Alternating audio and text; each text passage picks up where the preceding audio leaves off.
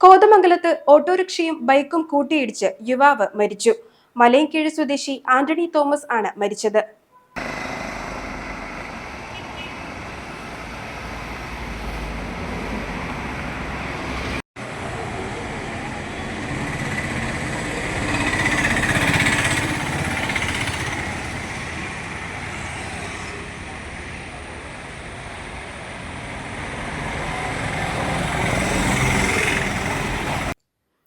കോതമംഗലം താലൂക്ക് ആശുപത്രിക്ക് സമീപത്ത് വച്ചാണ് ബൈക്കും ഓട്ടോറിക്ഷയും കൂട്ടിയിടിച്ചത്.